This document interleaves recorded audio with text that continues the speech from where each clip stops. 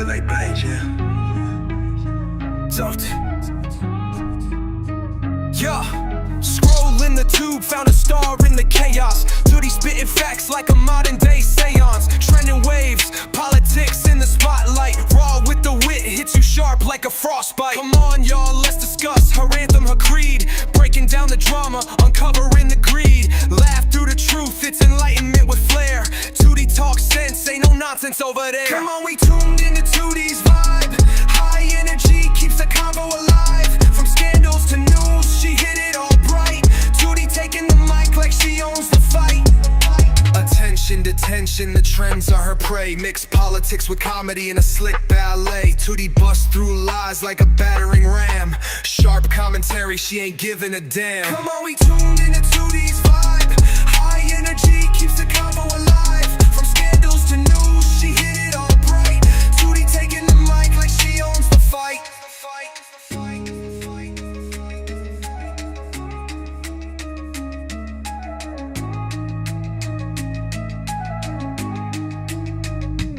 From wild celeb tweets to the world's big decisions, Tootie brings the heat with the dopest precision. Her humor like spice, her tone like thunder. Dropping knowledge bombs make you sit there and wonder. Come on, we tuned into Tootie's vibe.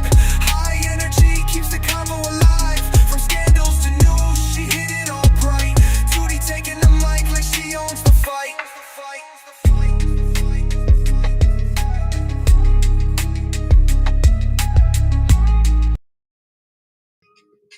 Hey y'all, hey, welcome to Tootie Talk Sense. Can y'all hear me? Can you hear me? Okay, yeah, I'm up there. It's a little cold, y'all. Y'all know here in Chicago, we already had our first snowfall on, was it Saturday? It was Saturday or Sunday, but it's warming back up a little bit. So get in here, hit the like button, subscribe to the channel if you haven't already. So tonight, and I might be back later, so make sure you subscribe and hit all so you can get notifications when I go live. Hopefully this new software is sending out my notifications. I have had a problem with it, but let's see. Let me cut it down a little bit. I have had a problem with it, but hopefully y'all seeing me over on Facebook and y'all seeing me over on YouTube.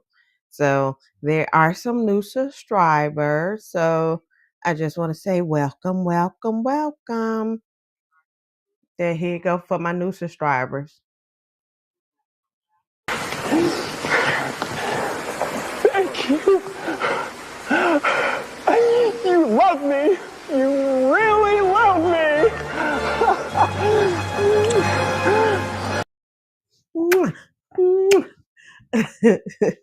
So thank you for the new subscribers and my old ones too, who coming back up in here and checking in up on me and seeing how my life is doing, and over here commenting, sharing, and doing all that, talking to me and everything. I appreciate you. Thank you. Thank you. They love me. They really love me. Y'all like The Mask. That was one of me and my sister's favorite. Like, my favorite movies are weird, like Little Shop of Horror, The Mask, Crybaby. Until recently, when somebody pointed out the Confederate flag and Crybaby, and I know that's the time, but I'm like, yeah. So tonight, we're going to talk about, I know this is not in the news right now, but I wanted to still go and touch on it a little bit, that the NFL player by the name of Marshawn Kneeland unalived himself. It's going on maybe a week. I believe it was either last Wednesday or last Thursday. So I did want to talk about it. I tried to put this banner up, and it is not working, and I don't know why.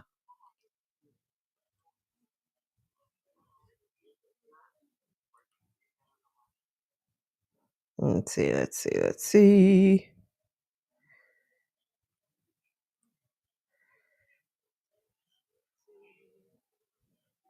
It's just while we was talking about it, I wanted to have the banner up with the with the organization, it's like this 24-hour organization that you can have where it's 24/7, and it is. I'll just read it.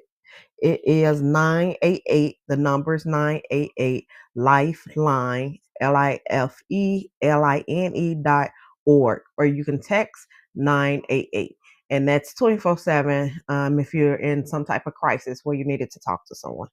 So this young man it had he was in the NFL. He was only 24 years old. He was on the Dallas Cowboys, if I'm not mistaken. That Monday, he had just made his first touchdown in the NFL. He was the I want to say he was the second round draft pick in the 2024 NFL draft. So I was like, wow, at such a young age, I wonder what was going on, and I wanted to send first condolences to his family. And I feel like this is something for the people, for us to sit and talk about. Have y'all had any experience with either depression yourself, or someone going through depression? You drop down in the comments and let me know. Also, you can put in the comments any advice you give to people who are going through depression. As I said, the hotline is you can text 988, or you can go on the website 988lifeline.org. So I have had personal experience with someone close to me having a suicide attempt. Well, actually, two people. So, and as a mother, one of my oldest deal with depression. So I looked into his story, because you would think he's so young. He was a handsome young man. In NFL, you work for all this million. You're doing your dream career. But to me, it goes to show that the depression is not always about like the material things and what you have going on in your life. Like it's something that you actually need to go seek out help, seek out treatment in whichever way you feel like it's treatment for. Whether it's, some people use church, some people go to psychiatrists, some people build friendships that someone close to them that they can call when they're going through. But either way, I feel like the conversation should be had. Most people I know before in the Black community, like, yeah, we don't see psychiatrists, we don't go to no therapist. That's for white people. Back in the day. To me now, it seems like it's becoming more popular. Most of I have did therapy. My daughter have done therapy. Most of my friends, no, I'm lying. About two of my friends have done therapy.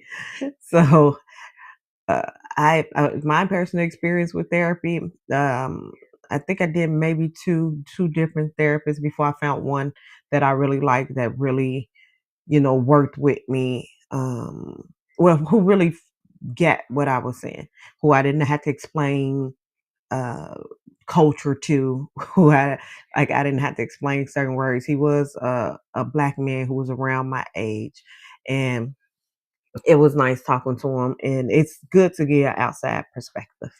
But I did find out that his mom, Marshawn Kneeland, mom, he unalived himself. So I'm gonna give y'all the basic story, a summary of what happened. So apparently his girlfriends and his friends had already called the police looking for him. They wanted to check in on him because he had sent a text. He had sent a goodbye, pretty much a goodbye text to everybody. So to his friends and his girlfriend. So they was worried. So they had called the police to have the police go over to check on him. Just so happened that at that time he was speeding in a car, and the police tried to pull him over, but he wouldn't stop. So he ended up losing the police, and his car ended up crashing. And so at the crash site, he left his car, and so they spent almost 3 hours looking for him. And what let's see. Yeah, they spent almost 3 hours looking for him. They had to do the heat drone in order to find his body, and they end up finding his body in a porta potty uh, close to where his car had crashed at, and it was a self-inflicted gunshot wound to the head. So that's what is being reported.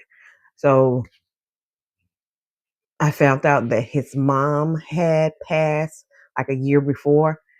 His mom passed right before the combines, before he did his combines, but he went ahead on and completed it because he said he knew his mama would have wanted him to. Then let's see, and she was only 45. And it says unexpectedly that his mom unexpectedly passed at 45. I tried to research to see what his mom passed from, but I couldn't find any articles or anything to say what his mom passed from. It all just say she unexpectedly passed. And then the year before that, his granddad had died. And I don't know what his granddad died from either. But yeah, so I think May is mental health month, but I don't know if it's men's mental health month.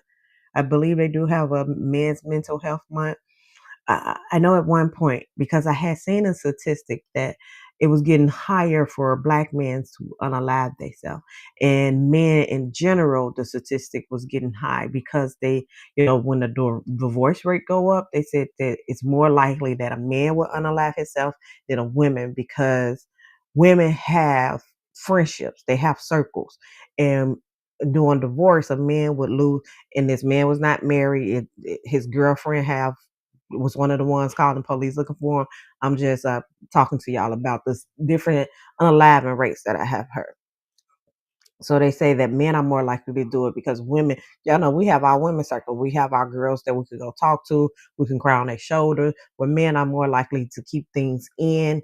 And then, divorce, they say, did friends pick which partner, you're going to either go with the wife or the husband, most of them.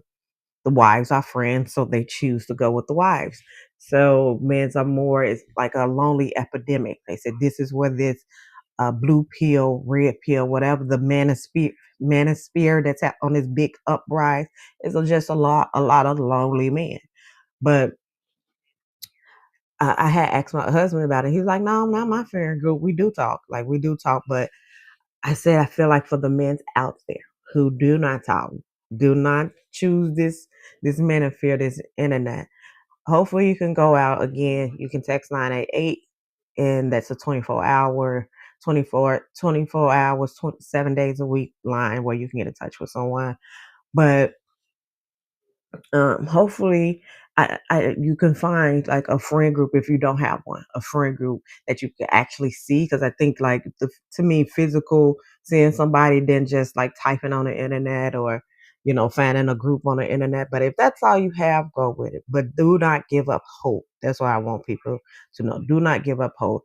If you're struggling with depression, and right now I want to talk about how hard it is. I can't talk too much about struggling with depression, but I know just dealing with someone who has depression is a lot, because you're always worried. You're always worried. And as a mother, when my daughter had it, it was just like you blame yourself. Like, what did I do wrong? What did she not have? Why is she not happy? What can I do to make her happy? And then you have to find, and at this time she was young, so you have to find a balance when she at her teenage years. Like, y'all know you're not going to be using that against me to get, what I'm saying, to get what you want. Because then you begin, should I give her what she want? How much should I fight back? I don't want this to cause an episode. You know what I'm saying? So I was like, that's a very difficult thing. So whether you're dealing with depression or you're dealing with somebody that has depression, try to reach out and talk. Like, just because in her therapy, my daughter's therapy, she's like, are you all right? Are you in therapy? Do you have somebody to talk to? Because baby, I was drained and I was exhausted. And I didn't even go there because as a parent, all of them like, look, I don't care about me. Fix her. And even though I know depression is not nothing where you could just put somebody in there and fix it, but that's just what's my mind frame at the time. Like, okay, I don't care about me. We need to see what's going wrong and how can I fix my daughter. I don't care about what's going on in my head. I ain't even got the time to think about whether I'm depressed or not. Ain't enough time in the day. I done been through life. I learned a lot of it. Let's fix this. So if you're dealing with depression, if you're dealing with people who are depressed, or a child, a spouse, anything, make sure that besides you being there for that person, that you also are there for yourself, or have therapy or have friends or do something that you can also have an outlet, because it is a lot to deal with somebody who's dealing with depression. And there's a lot, the person who's dealing with depression, it's a lot on you as well. So I just want to put that out there because that is not talked about a lot, but I just want to put that because maybe I ain't gonna even say Kanye is depressed, but he just admitted that he got mental health issues, even though he said he didn't before and they was lying. But now he's saying he apologizing to the Jewish people and saying, "Yeah, I am bipolar." I can't even imagine those spouses dealing with that type of personality. Maybe that's a whole handful, but uh, I remember one attempt from somebody who was close to me. They did an attempt unalive. They attempted to unalive themselves. Thank God they was not successful.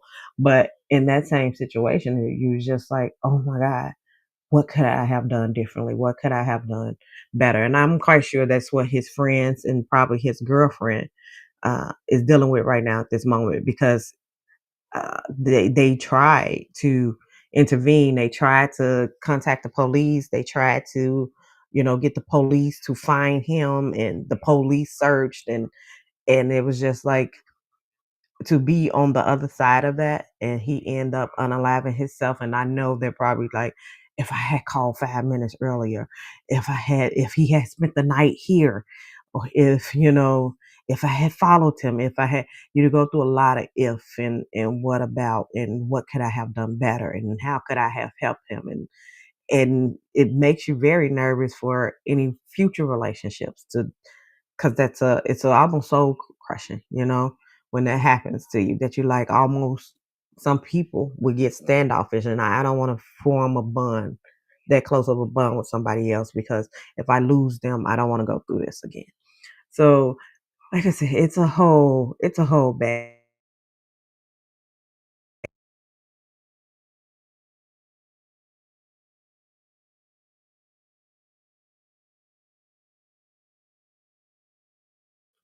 For some reason, my microphone got disconnected, and hopefully, I am back. Let's see. Let's see. Let me know if y'all can hear me. I forgot to check the comments this entire time. Hey y'all. Hey. I want to ignore y'all comments. I just forgot to check. Don't forget, like the video, subscribe to the channel if you haven't already. Okay. My sound is back. So yeah. Y'all drop down in the comments. Let me know what experience y'all have as far as have you sought therapy? Do you think you need to seek therapy? Have you dealt with someone who have either depression? I know there was somebody with social anxiety, depression, and so.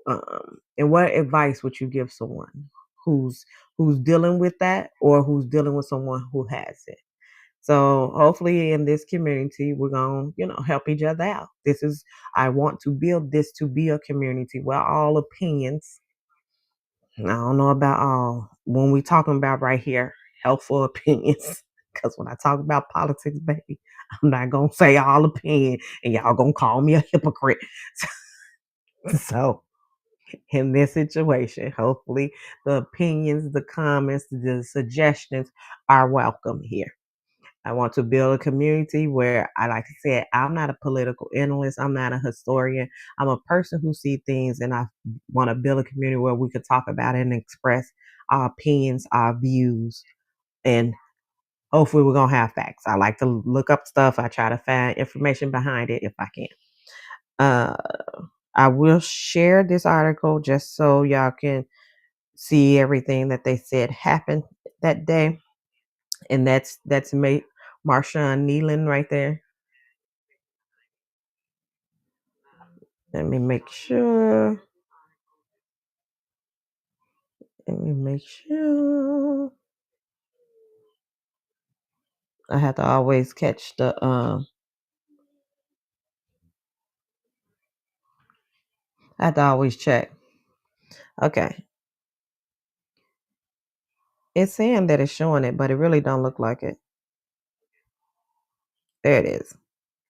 There it is. Let me move this to the side. I want to. Let me make this one bigger so y'all can see more of it. Y'all don't need to see that much of me. Y'all see me, okay? Let's see.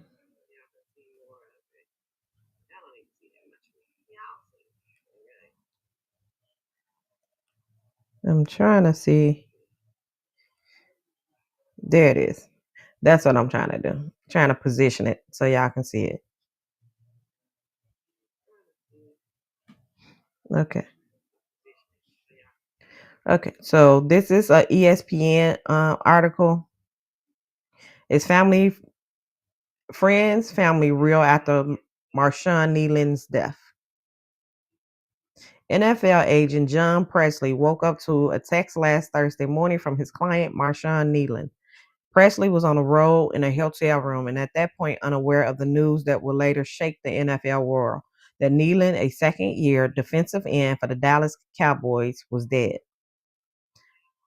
Presley previously spoke to Kneeland that Tuesday, hours after Kneeland ran down a block punt in the end zone for a touchdown on Monday Night Football. Dallas had ultimately fallen to the Arizona Cardinals 27-17, and Presley said Kneeland was more focused on his team loss. It was a normal day, Presley said in an interview with ESPN. He's happy, but he would want to be better. He wanted to win. Early that Thursday, police found Kneeland's body with an apparent self-inflicted gunshot wound. Kneeland had previously evaded officers during the pursuit, crashed his car, and fled on foot. Police said they searched for Kneeland for nearly 3 hours, and while they looked, they received information that he expressed unaliving our ideals. During their search, his girlfriend called law enforcement to say Kneeland was armed, had a history of mental illness, and he would end it all, according to various news reports citing dispatch audio. She also told police that she was trying to contact Kneeland agents, according to those reports. Presley said she wasn't able to call him until morning after the incident. Kneeland's death has left those who knew him reeling, according to interviews with his family, agents, and former teammates. Many describe Kneeland as a person who was often smiling, sometimes to the point of giggling, kind, confident, and steadfast in his belief that he belonged in the NFL. He had he just had this charm about him that was so pure and innocent. I don't think there's a person who crossed paths with him who had a bad things to say. Presley said, on the outside you go, he checks every box that exists. And so I think that's why it's really hard for people right now. It's hard to understand it, really hard. Presley declined to go into details about much of the message he received from Kneeland because he didn't want to compromise an active police investigation. But one part of the last message keeps him going. Kneeland told him he loved him. And that does happen. Even when somebody commits who unalive themselves, there should be a police investigation. That's why you see this Justin for Javion and things. I'm sorry, I can't think of the other one name where the police ruled it a self-unaliving right away. There's supposed to be an investigation. I know when I experienced it and somebody left me a letter, it was attempted. As I said, it wasn't successful, thank God. But they left me a letter. I never even got to see the letter because I ended up having to call the ambulance and when the police, and I rode to the hospital and the police collected everything. So I never got it, never knew what it said. They never returned it. So, but this was a message um, that was sent through him through text. That Kneeland sent his agent a message through text where he told him that he loved them. So I'm just saying that what he's saying is valid. It's still an active police investigation, even though it may be apparently self-unaliving. The police still have to investigate, and he shouldn't, can't comment too much from an active investigation. And I also want to say that with reading this, and they're saying that he really wanted to be in the NFL, and that was his dream. And it's probably also was very difficult for him. I'm assuming his granddad was a big part of his life, and his mom was. And you achieve your dream, but you don't have the people who closest to you to enjoy it or to share it with you. So that probably was I'm assuming That was a big part of it. But Marshawn Kneeland grew up in Grand Rapids, Michigan, 25 miles from Lake Michigan. When Kneeland was in elementary school and others was making snowmans, he was honing his football skills. And his cousin Nicole Kneeland Wood, even back then, the NFL was his dream, she said. That's all he ever wanted to do, she said. His grandma called him her baby giant, and Kneeland stood out for his size, eventually growing to 6'3" and 268 pounds in his personality. He was physically a big boy, but he was the most kind-hearted, caring, just generous, loving person that you ever met. Kneeland Woods told ESPN, we always knew he was going to be something because he was different, focused. He knew what he wanted. In high school, Kneeland played linebacker and tight end, receiving all-state honorable mentions as a junior, and later earning a spot on the all-star first team in his senior year. But Kneeland was a two-star recruit who didn't get many FBS offers. He stayed close to home, signing with Western Michigan and Kalamazoo, about 50 miles south of Grand Michigan, where he made an impression upon his arrival in 2019. He had great energy, said Andre Carter, a fellow Western Michigan defensive lineman who played with Kneeland for 4 years. Infectious energy, actually. Carter remembered coming into the football building when he was having a bad day, only to have it turned around by a smile from Kneeland. It's an understatement to say how great his energy was and just how much he was needed in that room, Carter said. The pair bonded over football and anime. So I say this all the time. Check on your strong friends because you're so busy being strong for other or even your funny friend, your comedian friend. Because like the song say, the tears of a clown. Robin Williams, the comedian who unalive himself. So sometimes, even though there might not be, it doesn't hurt to check. Whether your words will help or not, sometimes just letting the person know that I am there. You don't have to be strong for me. You don't have to be funny in front of me. I'm here if you need to talk, type of thing. Not saying that he didn't have it. I'm just saying to do it for people. It's an understatement to say, okay, two of Kneeland's college teammates, Jeremiah Piper and Quentin Cannon, also know the Kneeland love for anime. Cannon said Kneeland watched Cyberpunk Edge Runner, a show about dystopia future in which main characters lost his mother and later dies himself.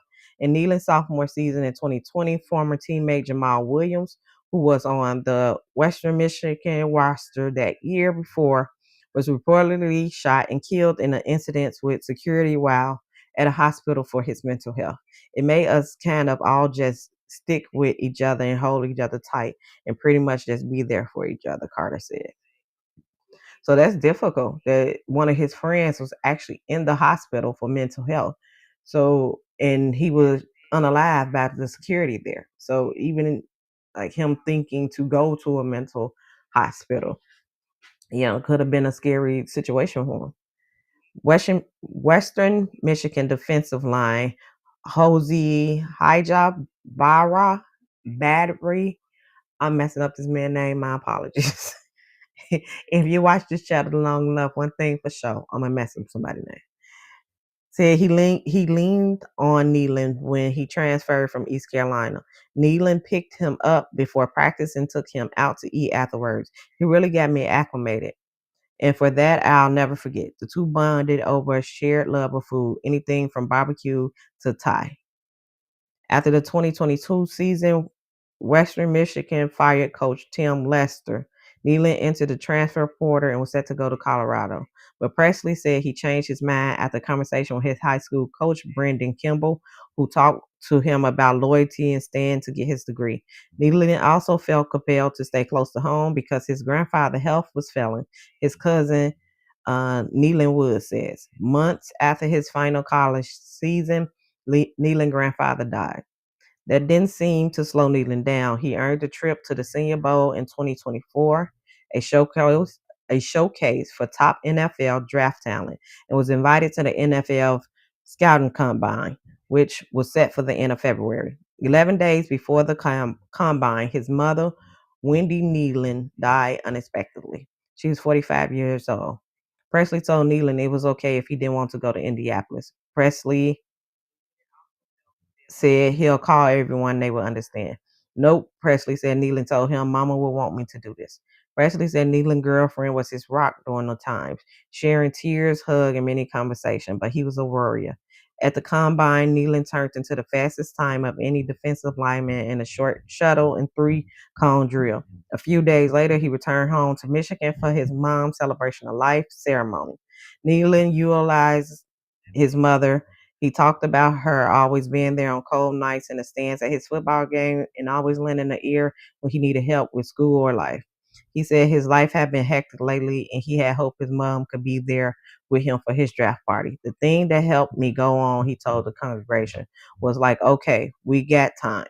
And obviously this is unexpected, but man, I wish if I could go back in time, I would definitely find a way for me to go to see her. It tore me apart, but one thing that helped me get through this is that I can still feel her training and this and that. I would ask her to be with me. I could feel her presence with me, and I still do. She was always that loving person, so I know she's still watching over me. It's definitely tough going through it, but I try to be strong as much as I can. On April 26, 2024, the Cowboys selected him in the second round with the 56th pick. And a Dallas Cowboy YouTube, then coach Mike McCarthy congratulated Kneeland by phone. I won't let you down, Kneeland told him. Okay, Kneeland was given the number 4 jersey worn by Pro Football Hall of Famer Charles Haley and DeMarcus Ware. It didn't seem to intimidate him. His first mini camp practice, you could see he got into it a little bit with the tight end and just older players, but he played the same way all the time. He was just a very impressive guy that fit right in. He could be quiet, but he always had a smile on his face. He always had a grin. I would say that you always knew that the water ran deep with him. Just in time with him, he was respectful and a deep thinker. Anybody that can touch the locker room has a responsibility to connect and be a part of it, he said. That's what's so gut wrenching about what happened because immediately you go right to what could I have done? Could I have done something better? Oh, this is McCarthy. He said he was aware of the struggles and loss that Kneeland went through in the months before his rookie season. A month into his rookie season, Kneeland was playing well and started to get an expanded role. Then on October 6th in Pittsburgh, on the fourth defensive play of the game, he was taking quarterback Justin Field to the ground when he partially tore a meniscus. Kneeland had surgery, and McCarthy said he was impressed with how diligent he was in rehab. He finished the 2024 with 9 solo tackles. I found him to be professionally mature, McCarthy said. He belonged from one day. I mean, he was raw, 90% of them are. But he was definitely a guy that I thought would play a long time in the league. I mean, he had 10 years plus qualities just because of the way he played. And this is where they honor him Monday night. In the second quarter of the Dallas Monday night matchup, held a 10-1 lead and lined up with a punt for his own defense line. See, these pictures up here is the teams throughout the NFL held tribute to Marshawn Kneeland following his death. So, and this is, you can continue reading the article on ESPN. They go into pretty much what happened. And Kneeland fled the crash and police began to search for him. And at 1:31 with a parent, they found them. The police ultimately found him at 1:31 with apparently self-inflicted gunshot wound. But I'll read it because I think I have a couple of minutes. Then I have to get out of here. So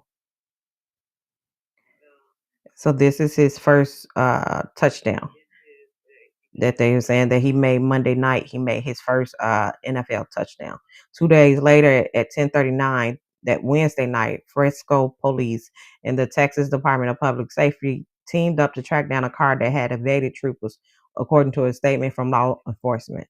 On highway surveillance video obtained by ESPN via public records request seeking footage related to Kneeland, a Dodge Charger appeared to be speeding northbound on the Dallas North Tollway in some instance pursued by a police car. Police did not say what prompted the pursuit.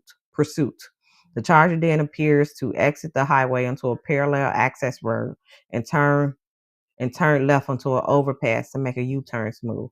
Moments later, the video shows the Charger traveling southbound about 1 block from the Star, the Cowboys' sprawling 91-acre headquarters, where the car then appears to crash into another vehicle. A spokesperson for the Texas Department of Public Safety said Kneeland crashed into a pickup truck, but the driver of the truck was not injured. According to police, Kneeland fled the crash, and police began to search for him using drones and K9 units. Police ultimately located Kneeland at 131 with an apparently self-inflicted gunshot wound. Kneeland kept his circle tight. Presley, that's his agent, said he figured there were maybe 5 people lucky enough to know some of Kneeland's innermost thoughts.